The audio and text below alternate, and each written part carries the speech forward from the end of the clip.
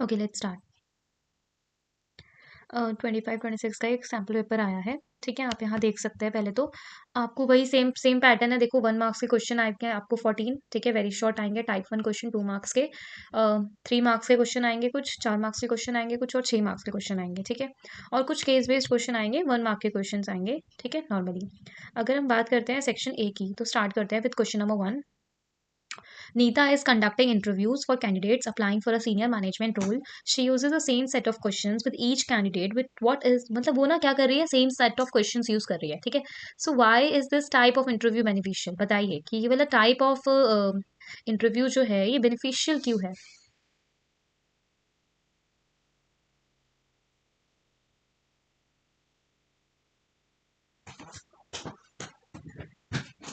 बताओ। It allows candidate to showcase their unique personalities, it helps to create a positive impression of the interview, it ensure कि सारे candidates assess करें using the structured interview, ठीक है? And it gives candidates the freedom to discuss any topic they want because it is structured. बताओ। Ma'am C part. ये ensure करता है कि सारे जो चीजें हैं वो क्या होगी, using the structured interview. Interview structure होगा, sure.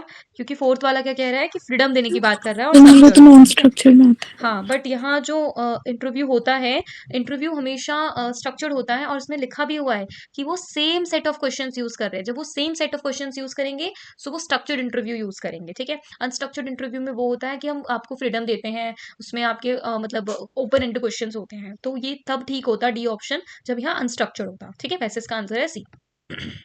Next, question number 2। Why does a strong sense of social competence, ठीक है, इनहैंस पर्सनल सेल्फ एस्टीम? कैसे करती है? By making them superior to others in every area, by fostering social connection and positive reinforcement, by ensuring then that they excel in academic competence as well, and by encouraging them focus slowly on physical appearance. कैसे develop होगी आपकी social competence? क्या enhance करेगी एक person की self esteem में? By fostering social connection. Correct, ठीक है? अब आ जाते हैं। Sonia has to assist for abilities जैसे कि लॉजिकल रीजनिंग, क्लियर थिंकिंग, ठीक है? सो इसमें कौन से वाले टेस्ट यूज होंगे? कन्वर्जेंट थिंकिंग होगी इसमें यूज, डाइवर्जेंट थिंकिंग होगी, both convergent divergent and open ended questions होंगे। तो test used by psychologist which will involve the following, what?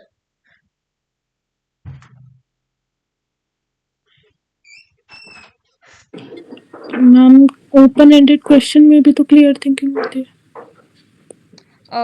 इसका आंसर क्या है? कन्वर्जेंट थिंकिंग, क्योंकि वो क्लियर थिंकिंग की बात कर रहा है, लॉजिकल रीजनिंग की बात कर रहा है। Where is divergent thinking creativity test में होते हैं, ठीक है? और ये इंटेलिजेंस टेस्ट की बात कर रहा है। Clear? Okay ma'am. Next, logotherapy. याद करो लोगोथेरेपी क्या थी जो विक्टर फ्रैंकल ने दी थी। याद करो उसमें क्या था कि कहीं ना कहीं न्यूरोटिक एंजाइटीज की बात करी थी which leads to existential anxieties, है ना? आप देखते हैं कौन सा एसेंशियल कंसीडर करोगे for coping with life challenges? Identify altering negative thought patterns to develop a more positive mindset, finding a personal sense of meaning और purpose in even in difficult situation, using reinforcement to increase desired behaviours and reduce problemistic one, और replacing irrational beliefs with logistic realistic ones to improve emotional well-being. B option, finding a personal sense of meaning.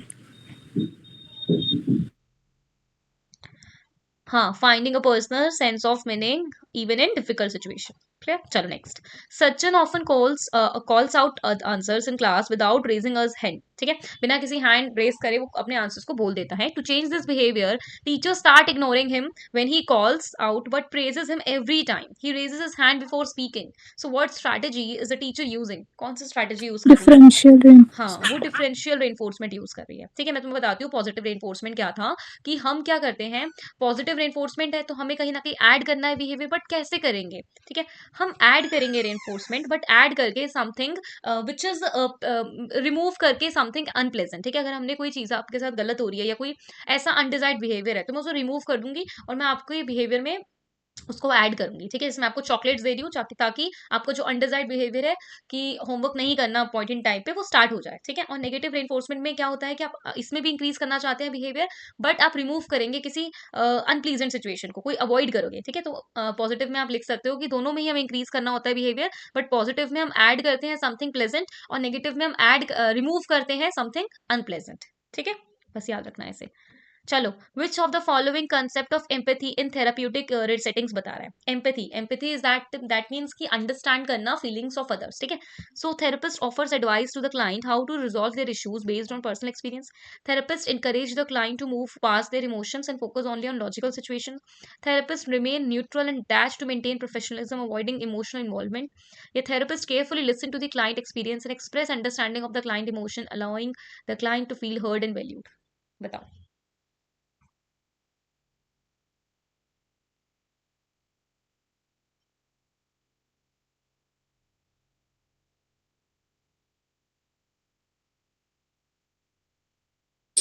D part.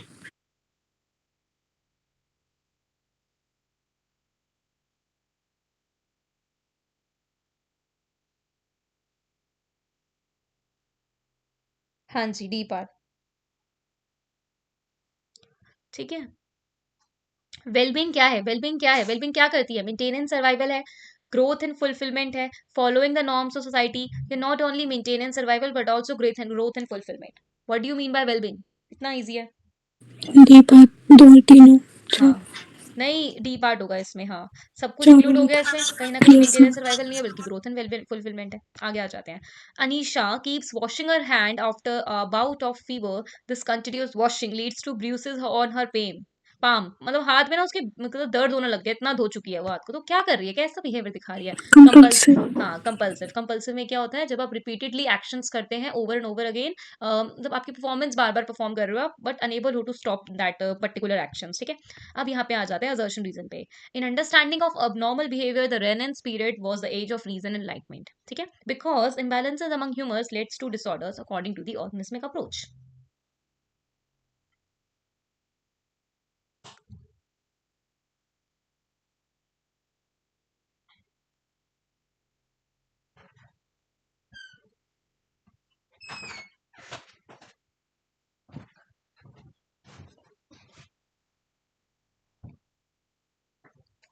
क्या होगा इसका? देखो, reason तो true है कि भाई imbalances जब होते हैं ह्यूमर्स में, इट लीड्स टू डिसऑर्डर्स, ठीक है। और मुझे नहीं नहीं रीजन नहीं, समझ नहीं आया। रीजन इसका गलत है। ए सही है कि भाई जो रेनेंस पीरियड होता है वो एज होता है रीजन एंड एनलाइटमेंट का, इज इट करेक्ट, ठीक है। बट रीजन, बिकॉज रीजन नहीं है पहली बात तो असर्शन का, ठीक है। अब क्या है, देखो स्टेटमेंट अगर हम देखें, इम्बैलेंसेस ह्यूमर्स में नहीं होते, इम्बैलेंसेस हमारे फ्लूइड्स में होते हैं विच लीड्स टू डिसऑर्डर, ठीक है। सो इसलिए रीजन गलत हो जाएगा और असर्शन ठीक है इसका, तो A is true, R is false होगा, ठीक है। नेक्स्ट, यहाँ पे आते हैं। Members of team often have complementary skills and committed to a common goal or purpose, ठीक है। Our audience is a part of a team. They are polarized in attention and actions of person are in common direction. बताओ ए true है और false है। कैसे? आम audience team थोड़ी होती है, उनके पास कोई एक गोल थोड़ी होता है। ऑडियंस किसका पार्ट है अगर टीम का पार्ट नहीं है तो?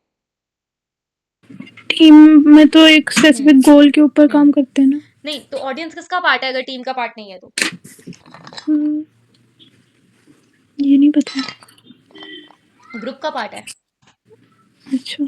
ये लाइन सही लिखी है ऑडियंस की, बट यहाँ जो इन्होंने लिखा पार्ट ऑफ टीम, ये होता पार्ट ऑफ ग्रुप, तो ये करेक्ट होता, तो इसका आंसर हो जाएगा A is true, R is false, ठीक है। Okay. Next, togetherness, belongingness, mutual attraction, ये क्या दिखाती है? सोशल लॉफिंग, कोहेसिवनेस, कंपटीशन या polarisation? Cohesiveness. Correct, cohesiveness show करती है। Next, Vikas feel stronger and less vulnerable to threats after he had join the residents welfare group. The main reason for joining the group क्या है? Enhance his importance, enhance his security, achieve his power, enhance his self esteem। क्या main reason है भाई? वो अपने आप को समझ रहा है कि अब मेरे को कोई फ्यूचर को लेके खतरा नहीं है जब उसने ज्वाइन किया residents welfare group. Enhance security. Security? Welfare group join किया है उसने। तो मैम उसे डर नहीं है ना। हाँ, डर नहीं है, he feel secure, but self esteem नहीं होगा क्या?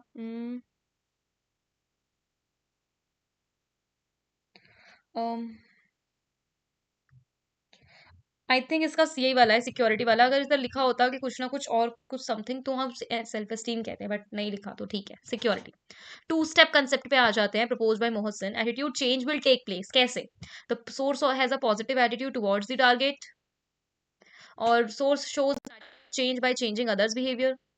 Target of change, identify with the source. The target is the person those whose influence changes take place.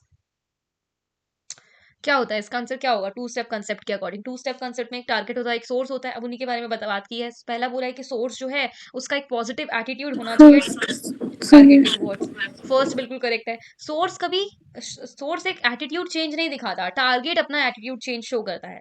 ठीक है. फर्स्ट और थर्ड होगा इसका, है ना? Yes ma'am. हाँ, target of change identifies with the source. हाँ बिल्कुल करेक्ट. ठीक है. Next, how are relationships in primary groups typically characterised? देखो, प्राइमरी ग्रुप से सेकेंडरी ग्रुप, दो ग्रुप पढ़े थे हमने. प्राइमरी ग्रुप के रिलेशनशिप्स कैसे होते हैं? इम्पर्सनल, इनडायरेक्ट, कोल्ड और distant, warm, emotional, face to face, या रेयर या infrequent? C part. Correct. Warm होते हैं, फ्रीक्वेंट होते, वार्म होते हैं, क्लोज टू क्लोज होते हैं. ठीक है. चलिए अब क्वेश्चंस पे आते हैं. लाइफ इवेंट्स और हेजल्स के बीच में क्या डिफरेंसेस है? एक ये क्वेश्चन आया, बहुत इजी. लाइफ इवेंट्स जो होते हैं हमारे डेली बिहेवियर में चेंजेस लेकर आते हैं. ठीक है. हेजल्स जो होते हैं, हेजल्स बेसिकली वो होते हैं जो बहुत अनोइंग होते हैं और हर एक पॉइंट में हमारी लाइफ में आते रहते हैं. ठीक है. मैम कुछ ये तो एजेस में तो डेली लाइफ से कनेक्टेड है। पर लाइफ इवेंट्स डेली नहीं होती ना. लाइफ इवेंट्स तो कभी कभी होती है, इससे हमारा रूटीन हैम्पर करता है, बट ये डेली नहीं होती है. हैजल्स डेली सिचुएशंस होते हैं जो क्रिएट होते हैं हमारी लाइफ में. Okay ma'am. प्रोजेक्टिव टेक्निक्स के दो फीचर, ये इनडायरेक्ट टेक्निक्स है, इसमें अनकॉन्शियस मोटिवेशंस, इमोशनल कॉम्प्लेक्सेस को हम रिफ्लेक्ट करते हैं. प्रोजेक्टिव टेक्निक्स जो है अनस्ट्रक्चर्ड यूज करती है अनस्ट्रक्चर्ड स्टिमुली को. ठीक है. It is derive from assumptions. ठीक है. बस यही सारे इसके फीचर्स हैं. आगे, does classifying people into personality type overlook the complexity of human behaviour? तो ये क्या शो करेगा? Give reason for your answer. क्या है पहले तो, क्या शो कर रहा है? टाइप अप्रोच शो कर रही है या फिर कौन सी वाली क्या शो कर रहा है? डू दस classifying people into personality types overlook the complexities of human behaviour? Type approach. 2 marks में इतना टाइप अप्रोच तो हम नहीं लिखेंगे इसमें, तो लिखेंगे क्या?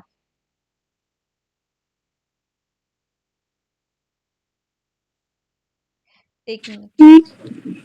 यस वो ह्यूमंस की अलग अलग पर्सनालिटी को अलग अलग कैरेक्टरिस्टिक्स करना चाहिए। कैरेक्टरिस्टिक्स करना चाहिए.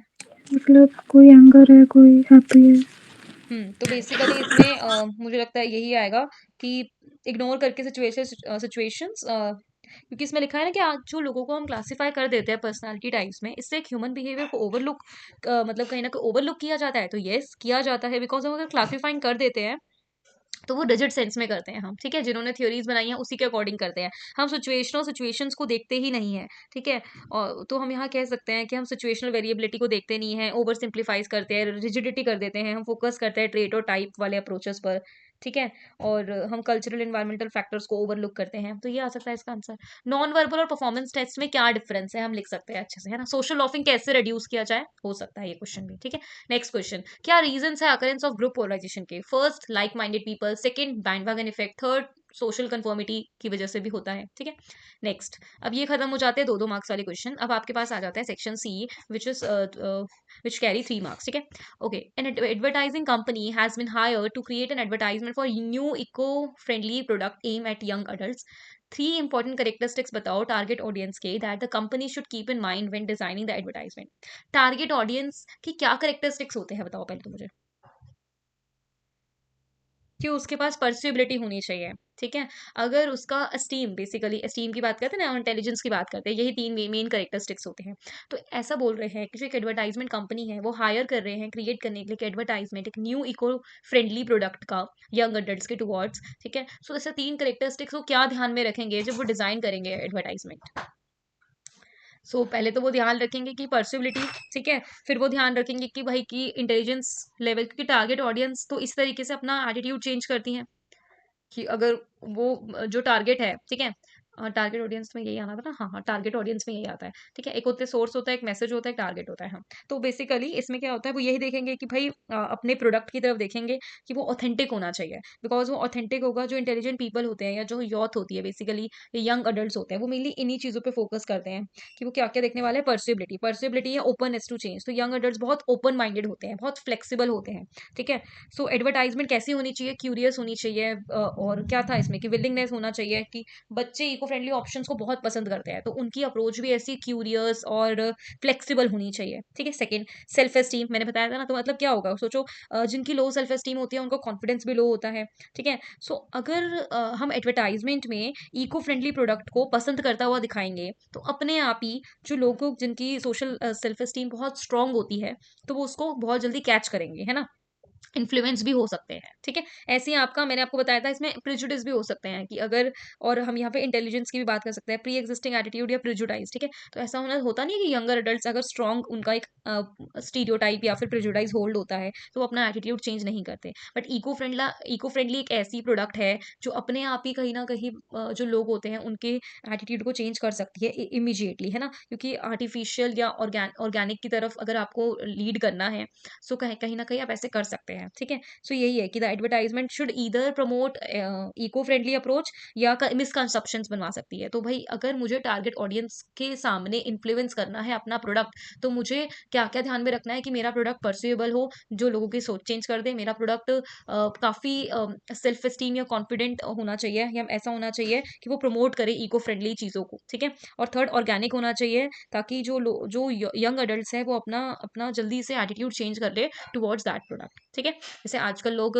फ्लैश वगैरह की जगह प्लांट बेस्ड मील खाने लग गए हैं, तो कुछ इस तरीके से वो चेंज करें, ठीक है। पनीर की जगह टोफू पसंद कर रहे हैं, तो वो कहीं ना कहीं प्लांट चीजें पसंद कर रहे हैं, तो वही चीज यहाँ पे बोली गई है, ठीक है। टारगेट ऑडियंस में बस यही ध्यान रखना है। अब क्या है यहाँ पे, rehabilitation in the recovery of individual with importance क्या है रिहेबिलिटेशन की, तो वही सारी अप्रोचेस और ऑक्यूपेशनल थेरेपी और वो सभी लिख देंगे इसके अंदर, ठीक है। Next, Aman is experience anxiety due to academic pressure, ठीक है। और वो हमेशा फील करता है कि I am not good enough, I am a failure. So आप बताओ आरईटी कैसे हेल्प करेगी अमन को मैनेज करने के लिए उसकी एंग्जाइटी। तो रैशनल इमोटिव थेरेपी लिखनी है, बट किससे रिलेट करके, अमन से रिलेट करके, क्योंकि अमन एक्सपीरियंस कर रहा है एंग्जाइटी, ठीक है। अब मैम यहाँ, तो इसमें एबीसी तीनों कंपोनेंट के हाँ बारे में तीनों लिखना। कंपोनेंट, हाँ rational motive therapy, antecedent event क्या हो जाएगा, anxiety due to academic pressure, ठीक है। अच्छा, एकेडमिक प्रेशर हो जाएगा antecedent factor which leads to irrational beliefs, I am not good enough, I am failure, ठीक है। और इसकी वजह से एंजाइटी डेवलप हो रही है, तो एंजाइटी इज अ कॉन्सिक्वेंस, ठीक है। सो रैशनल मोटिव थेरेपी आप ऐसे करके बताएंगे। फिर उसके बाद, इसके बाद वो तो ना डी आता है, डी फैक्टर, जिसमें कि कहीं ना कहीं डिस्प्यूटेशंस करते हैं, क्वेश्चनिंग करते हैं, ठीक है। फिर लेवल ऑफ कॉन्शियसनेस बताने हैं साइकोडायनेमिक अप्रोच के, कौन कौन से लेवल ऑफ कॉन्शियसनेस, कुछ प्री नहीं होते। कॉन्शियस। हाँ, एक तो था कॉन्शियस, एक था अनकॉन्शियस, और एक प्री कॉन्शियस और सबकॉन्शियस, है ना। तो वही तीनों आपको बताने हैं यहाँ पे। बिहेवियरल अप्रोच कौन सी है, to the study of personality, वही रिस्पॉन्स, जिसमें एक स्ट्रक्चर, रिस्पॉन्स एक स्ट्रक्चरल यूनिट है पर्सनालिटी का, और रेनफोर्समेंट के बारे में जो बताया गया था वही सब 3 मार्क्स में पूछा है। नेक्स्ट, 4 मार्क्स के लिए है, Himesh is popular in school but is very rude and indifferent towards students of other schools. Source क्या है इसके प्रेजुडाइज के, लर्निंग प्रेजुडाइज हो सकती है, फर्स्ट लर्निंग। और क्या हो सकता है इसके अंदर, एक वो कर्नल ऑफ ट्रुथ हो सकता है, ठीक है। सेल्फ फुलफिलिंग प्रोफेसी हो सकता है, तो यही सारे हमारे सोर्स है प्रेजुडाइज के।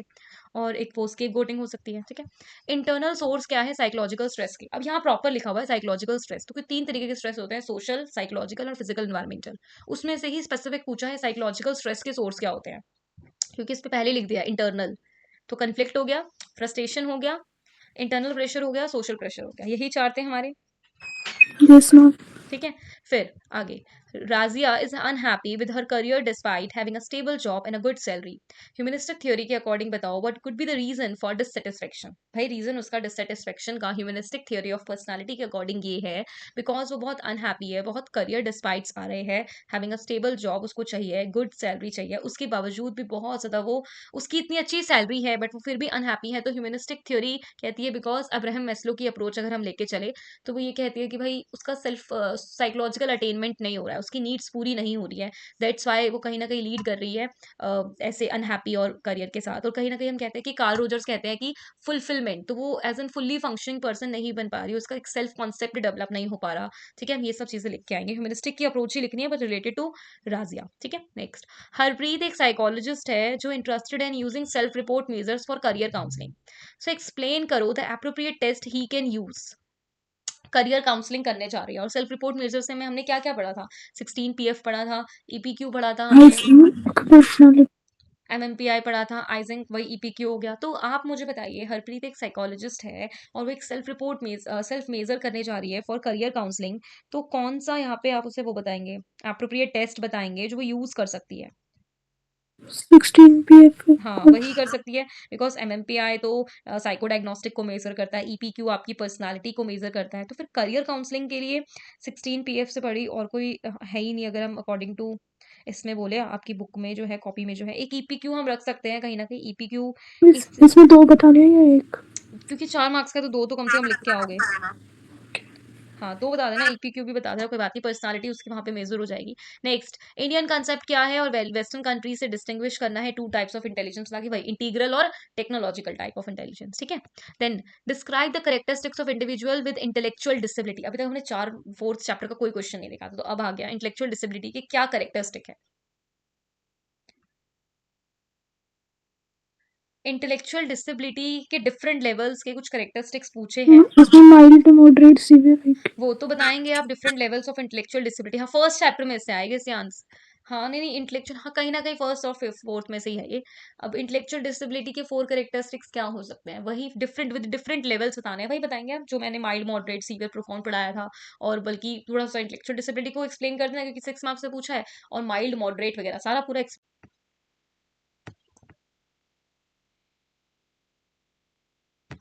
पावर ऑफ हो गया था। चलो अब आगे कर लेते हैं।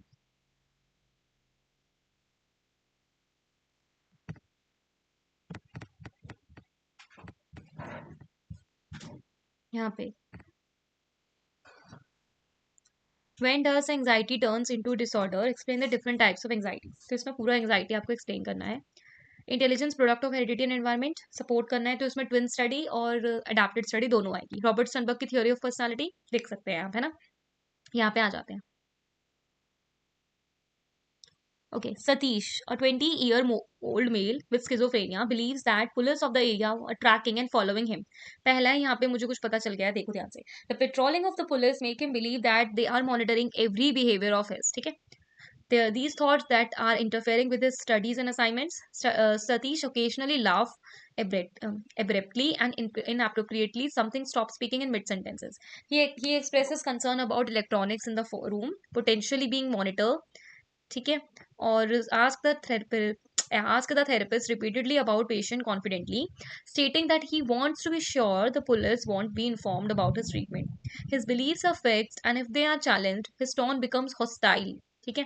अब मुझे बताओ कि सतीश ओकेशनली लाफ कर रहा था एब्रेप्टली एंड इनएप्रोप्रिएटली, तो क्यों कर रहा था, वाई, कौन सा ये डिल्यूजन है या क्या इसका सिम्टम है स्किजो का, तो वो बताओ।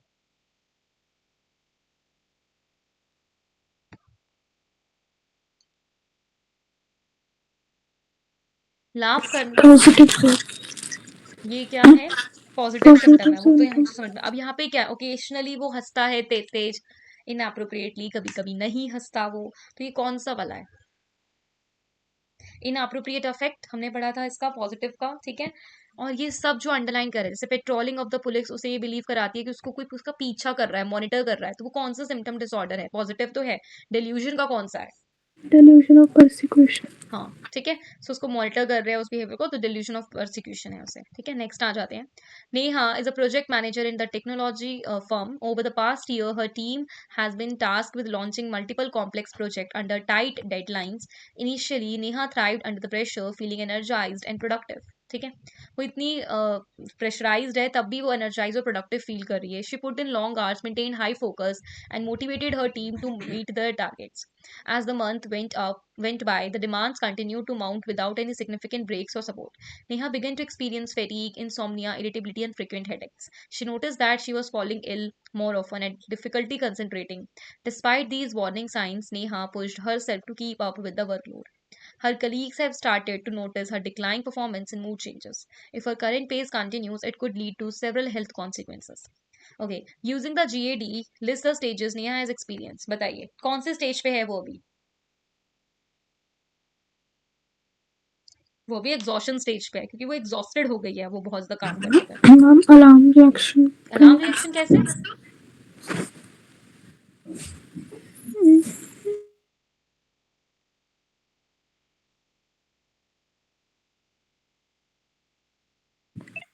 समझ नहीं आया। अरे देखो, अभी वो कैसा फील कर रही है, बहुत थका हुआ, ठीक है, उसकी परफॉर्मेंस खराब हो गई है, तो वो कौन से स्टेज में है। अलार्म रिएक्शन में तो वो इनिशियली थी, ठीक है, स्टार्टिंग पे थी, जो वो बहुत एनर्जाइज्ड फील कर रही थी, अच्छा। ठीक है। फिर रेसिस्टेंस आया, जिसमें क्या हुआ कि वो धीरे-धीरे मतलब उसकी डिमांड जैसे-जैसे बढ़ी, वो अब इरिटेबिलिटी, फटीग, इंसोम्निया ये सब चीज़ें होना स्टार्ट हो गई।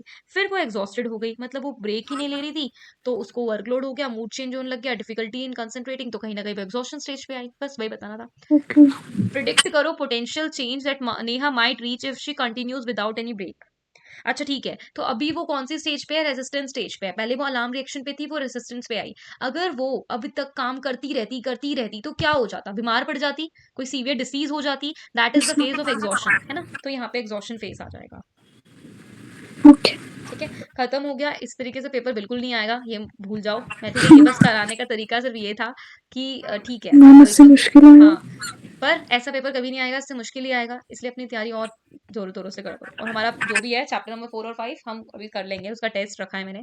ठीक है, सो अच्छा ही टेस्ट बनाया। तो ये तो बिल्कुल इजी सा पेपर बनाकर दे दिया इन्होंने, सीबीएसई ने। पर ऐसा पेपर सच्ची नहीं आएगा, इससे मुश्किल पेपर आएगा। ऐसा ही आता है हमेशा, मुश्किल ही बनकर आता है, इजी नहीं आता। और वो हमें, क्योंकि हम फर्स्ट टाइम अटेम्प्ट कर रहे हैं, तो अटेम्प्ट हमारी फर्स्ट होती है, तो हमें मुश्किल ही लगता है वो। तो इसलिए अपनी तैयारी बहुत अच्छे से कर लो, स्ट्रॉन्ग एकदम। और हर चीज़ को एकदम डीपली पढ़ लो, समझ लो, एक एक पॉइंट, एक एक लाइन, ताकि रिवाइज हो जाए। ठीक है, चलो अब मिलते हैं हम टेस्ट के दिन, जो भी मिलेंगे, जब भी मिलेंगे या नहीं मिलेंगे।